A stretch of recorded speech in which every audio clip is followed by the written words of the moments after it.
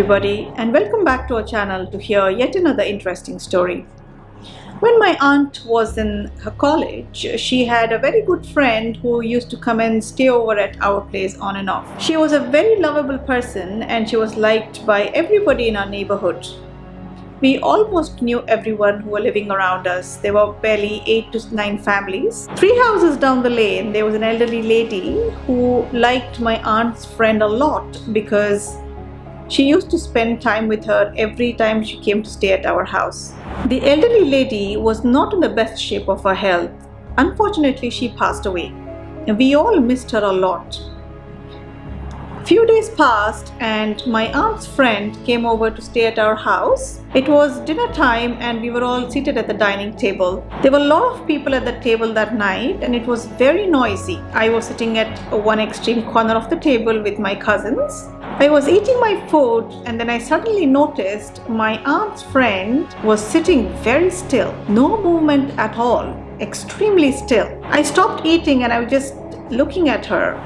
No one else at the table paid attention. Everybody was busy talking and eating. I just kept looking at her. A few seconds later, she just stood up and pushed the chair, which fell backwards.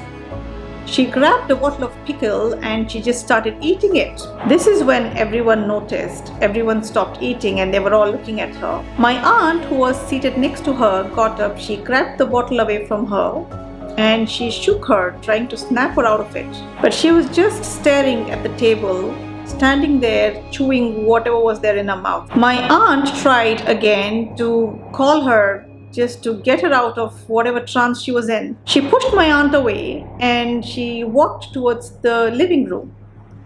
We all followed right behind. She went to the living room and she sat on a wooden chair which was in the corner. My grandmother walked up to her and she asked her a strange question. I still remember it. She asked, "Who are you and what are you doing here?" So my aunt's friend replied, saying she was the elderly lady who lived in our neighborhood and she's back to see everybody. She said she is very lonely and she's finding it very difficult to move on. She especially came to see my aunt's friend because she was missing her a lot. At this point, my grandmother told all of us to leave the room. All of us except my aunt, who stayed back with my grandma. The rest of us went back to the dining room.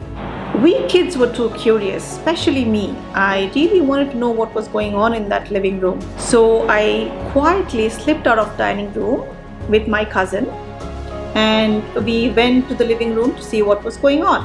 We both were standing at the door listening to the conversation. I could hear my grandmother talk to her and helping her understand that it's okay to move on and things will be okay, everything will be better.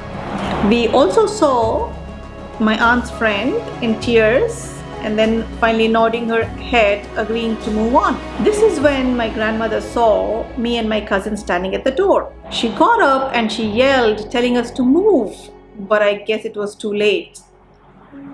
We felt a gush of wind coming straight at us and it pushed us so hard that me and my cousin, we both fell backwards.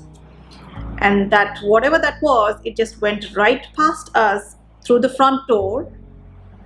All the newspapers that was there, it was just flying around, floating in the air. The front door flung open and something went out. Of course, me and my cousin, we were grounded for not listening, but they were also glad that nothing happened to us. We were just standing there blocking the way. Thank you so very much for watching. Please don't forget to click subscribe and bell button. We'll be back with more stories. Thank you and have a great day. Bye.